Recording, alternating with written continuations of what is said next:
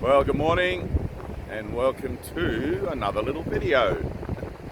Haven't made any videos for a while. We've been fairly heavily into the lockdown thing and doing home renos, etc. So I've given it a break and also allowed myself to engage in more worldly ideas, to take on board and to champion a few different things that once had a deep-seated meaning to me, just to see where I'm at with things these days, because even though we're in lockdown and are forced into being in a kind of a comfort zone, I guess you don't want to be in a comfort zone.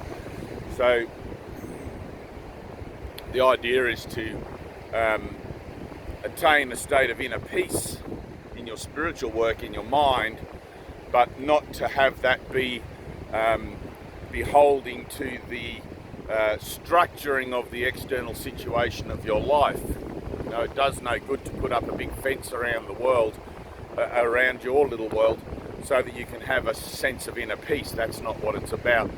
It's about changing my mind about the world, about my thoughts that are telling me the world's a good or a bad place, so that I can find that middle path or that central I am place in my own thinking, wherein I'm not attached to or for or against any idea I have of the world. It just becomes something that seems to flow past me, and I become a passerby. So, world affairs being what they are, they're always going to be what they are, whether we seem to find ourselves here in the Western world living in a capitalist or democratic society, or a socialist one which will lead us to a communist one. It doesn't really matter.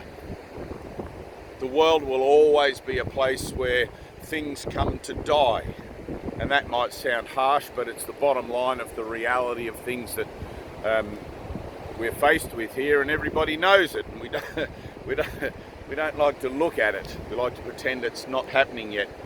But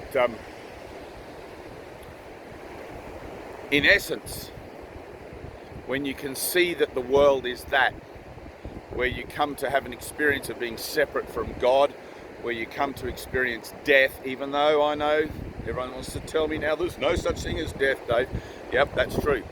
Even though there's no such thing as death, that doesn't mean that whilst you find yourself here, that you are not going to be affected by the residual or the karma, let's say, of the idea of what death is as a representation.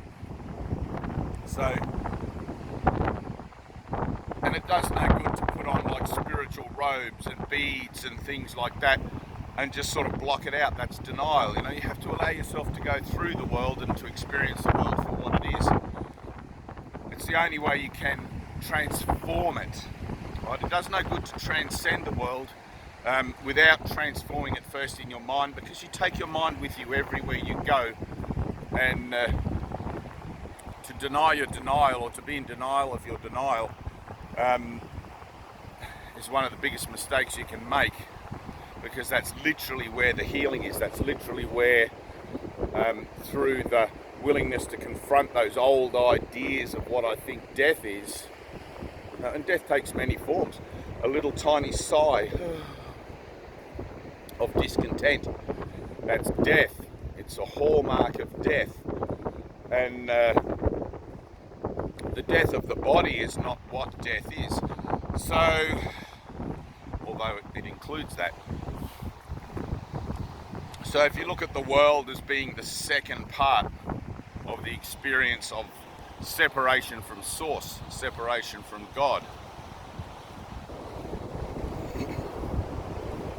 the world is a platform that has been made for man to undergo a shift in consciousness, to undergo a ability to use, or not an ability, it's really hard to talk about this stuff, but to undergo, to be able to make a choice, to learn to make choices. The world is a place that was made for man so he can learn to make new choices that will help him to engage in and align with his highest good, which is to participate in the resurrection or to participate in the atonement. It's the same thing.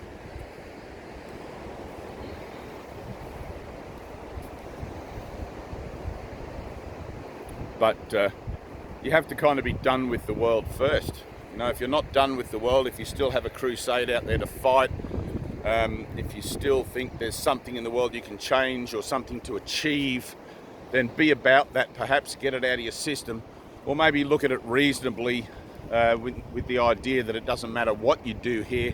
And if you look in your local library history books, you'll see that everyone who's ever fought for peace in the world, you know, it's soon forgotten. And one of my greatest heroes, I guess, of a latter day time was Mohandas Gandhi of India, who single-handedly, without bloodshed, although a lot of blood followed, overthrew the British colonial government that had taken root in his country simply by peacefully refusing to cooperate with tyranny. And that's how they saw the government, and that's how the government actually did operate in that time, very tyrannously, if that's a word. But that action of defenselessness that he employed, that action of refusing to cooperate with tyranny, you know, it's the same action of mind to achieve inner peace. I'm going to refuse to listen to the voice that speaks for death in my own mind. I'm going to constantly defer all my decision making to a higher power, to the Holy Spirit. And I'm going to stand defenseless in the face of what the world sends to me to try and tempt me to believe that I must engage in it in one way or another, for or against. And there's a bit of a saying that goes around in the world that says if you're not for this, you're against it, you know. And it's like, that's a right lot of old nonsense. You don't have to be for or against anything in the world. You were born free here, even though you were never truly particularly born in the true sense of how we perceive that to be. You were created free as spirit.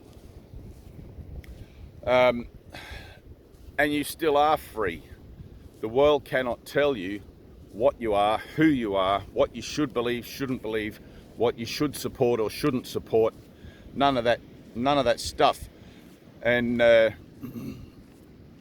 recently been looking at the idea of forced vaccinations. I have friends that have been told that if they don't get a specific vaccination, they can't continue to work in their chosen occupation because of whatever reasons.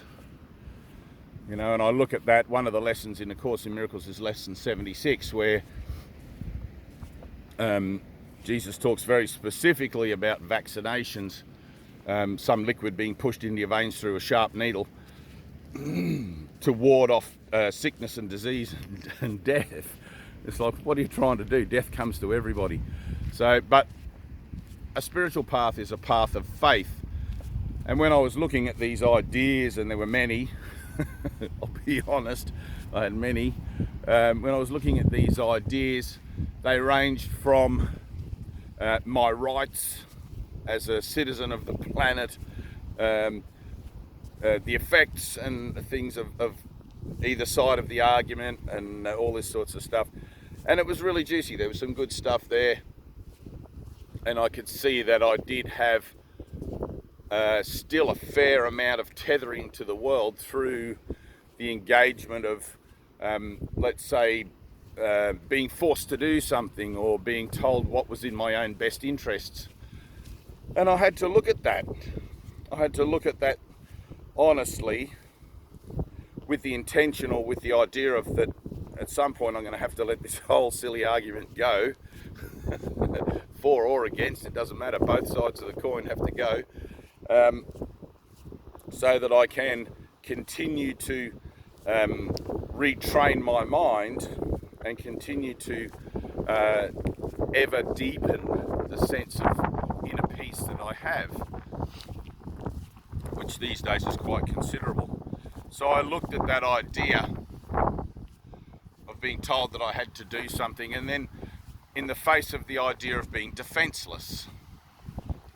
You know, well, the world cannot tell me what I am. I am spirit. There's no reference for that in the world, only faith, only belief. And I had to look at the idea of what do I care what the world tells me to do or don't do. It doesn't matter to me if I have faith. If somebody says, here, you have to do this, or you don't have to do this, it's the same thing in my mind. But when it comes down to the nitty-gritty and you're actually confronted with it, it's on your doorstep, there comes a time when you have to make that choice, or where you look at making that choice. Do I stand defenseless and just allow and accept and include and all of that sort of stuff, whatever it is this is going on? Or do I refuse? Do I defend? Do I reject and push away? Because everything's just energy, it's just an idea. And one of the lines then that came to me was in the Bible, where Jesus says, he who has concern for his life will lose it, but he who gives his life willingly for my sake will find life everlasting.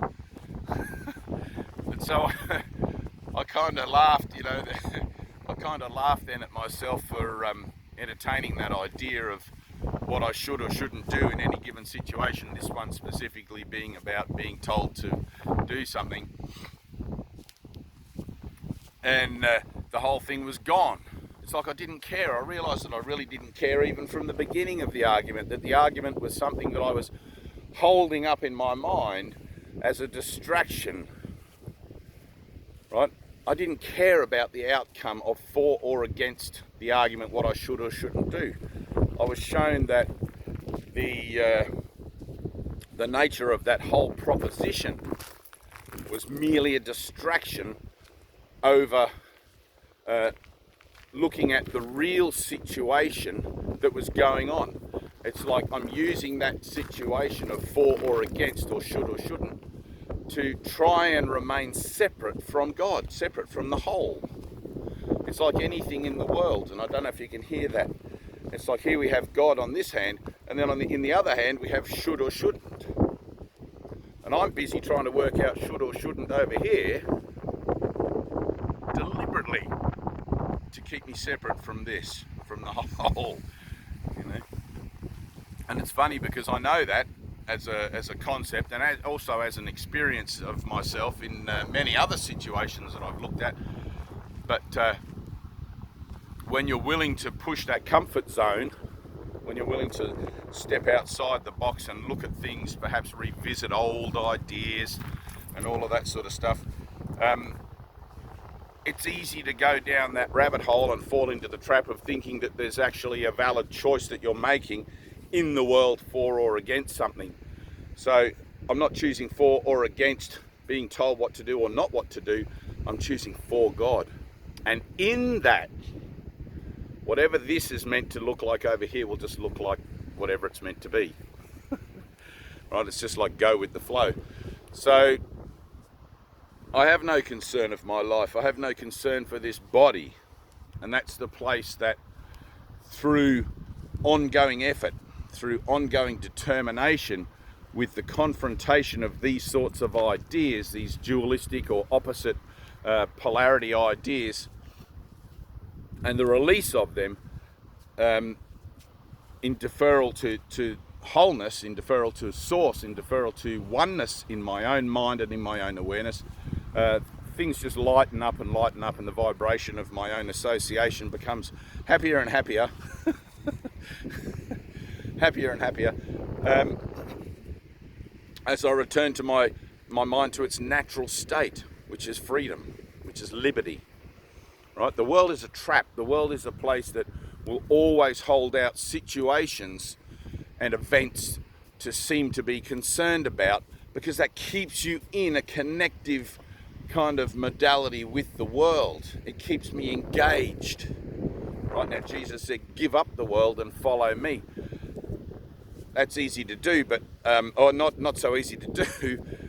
because there's always going to be something shiny over there. Oh, look, it's something shiny. I'll go and see what that is. You know, I'll just head in this direction. Whoops, and then before you know it, you've lost your direction. It's like, no, my direction is here. I'm going to stay with Jesus, stay with God, stay with Buddha, Krishna, you know, the representation on earth through that divine, what would you call it, that divine recognition of what it is that I've chosen to align myself with. It doesn't matter, you know, all of these prophets, teachings, whatever, are temporary learning devices and references so that you can stay true to your own path in the world and not get distracted by shiny things over there or dark things over there. The world is always going to offer you situations, you know.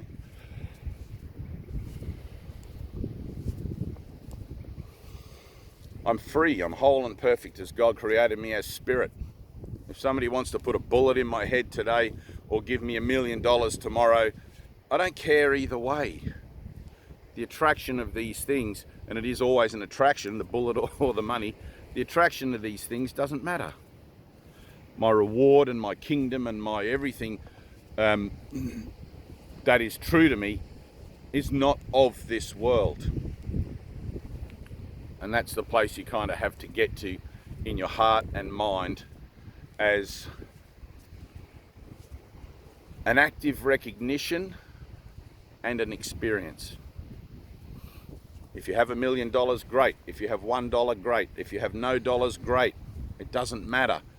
If I die of starvation tomorrow, fantastic.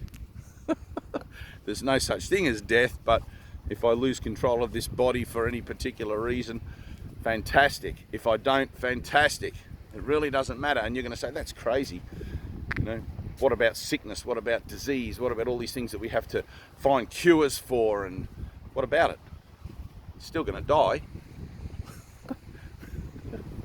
Still going to find yourself back here in another experience of denial to complete the learning circuit that is being offered to you through the idea of salvation or resurrection or enlightenment, atonement. It doesn't matter. It's all the one thing.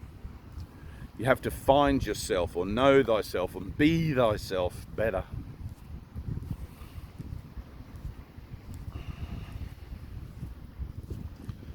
The purpose of life on the earth is not to make a better heaven on earth, a better world. That's never going to happen. And I'm sure there are a lot of people who are trying to do that, who in the back of their mind are thinking, well, Yellowstone National Park volcano is going to destroy 3/4 of the living people on earth when it goes off, and we're all going to have to move to New Zealand, which is going to be an incredibly crowded place. It's never going to happen. Peace on earth is something, heaven is a state of mind. You know, peace on earth is something that occurs in your own conscious association with yourself through the reinterpretation of your conscious thought processing. And to bring yourself to a state of perfect inner peace when confronted with anything the world throws at you. Babies being mutilated for some chrome something or other, or Hollywood movie stars, or wars, or disease and pandemics and volcanoes. It's like if it hasn't hit you yet what the world is about, man, this video is not going to help. The world is a place where all things come to experience separation from God, or all things come to die. Not that death is a reality, but it's an illusion. The illusion of death. You know, you're in heaven now, you're in eternity, better. You're in eternity right now, dreaming. It's like the Matrix. Dreaming that, you know, I'm in a world where things happen or don't happen. It's like there's nothing happening here. I look out into the world and I see people rising up around the world in resistance to governments and whatever, and then I see other people who are just living in the country quite happily getting on. There's still nothing happening here. An illusion is an illusion, right? The world is a projection of the mind. It's a projection of the state of mind that I believe about myself according to the identity I've given myself as either being a body or spirit. I can't be both. I can't serve two masters. I have to choose. Either give up the world in its entirety, not just the bad stuff, either give up the world in its entirety and follow me, which is the, thing, or stay in it. You can't have a foot in both camps. You can't straddle one leg either side of the fence. It's going to get mighty uncomfortable. You get a few splinters. So there's that. And the idea of salvation then is a temporary undoing. It's a temporary relearning, undoing of the old way of seeing things to embrace a new way of seeing things.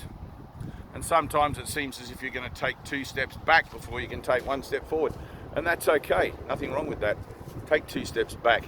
Sometimes you have to go out into the world and fight the good fight just to see that it's pointless.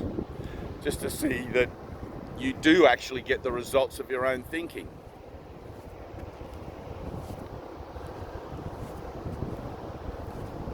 Inner peace is not a little gift. Inner peace is something that is hard fought for and even harder to maintain sometimes. But with mind training and with vigilance for it and with determination, the path becomes easy to walk. And with others, joining with others who are able to then support you and help you along the way, when you fall, they pick you up and vice versa. The miracle of divine union, which seems to be a miracle in this place, but it's actually just really a natural state. We are all one, but in this world where we appear to be separate, joining in purpose to transcend the world, to transform our minds in order to transcend the nature of time and space, brings with it a period or a God, what would you call it? A value of grace, perhaps, that you can enter into through the willingness to let go of everything that you think and simply to join with others in mind without necessarily needing to know how to do that or without needing to know how to do that whatsoever. Jesus says in the Bible, where 2 or more gather, I am there in the midst of them. And in the Course in Miracles, he says, in the absence of another brother, just call on me and I'll be with you anyway. And I've had many experiences of having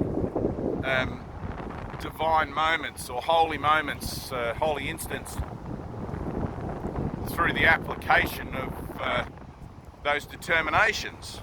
It's like, Jesus help me, I need a miracle here, I'm completely fucked over by my thoughts about this, that or the other, and I seem to have lost my sense of inner peace and my core. Want to go for a swim? Come on, buddy. Got an old mate with me today. He's with me everywhere, actually. I don't know if he'll go in today because it's a bit nippy here. He likes it when it's warm water, not when it's cold. There's another duality conundrum, warm or colder states of mind. See what I mean? It's like it doesn't matter whether it's warm or cold. You want to swim or not? In you go. Come on. In you go. So, a bit of a rambling video today. That's probably about it. I hadn't made a video for a while. I didn't really know if I had anything to say, but I thought it was interesting because I've been looking at those ideas and allowing myself to be tipped out of my boat, which is a good thing. You got to upset your own apple cart sometimes, and just to see where you're really at with stuff. And it was kind of cool to see that I still had some kind of ideas about things in that regard, you know, and was able to see that they were actually nothing through the application of asking to be shown or asking for help with it, and seeing that it all just gets dispelled. All right, I love you, and take it easy, and see you in the light.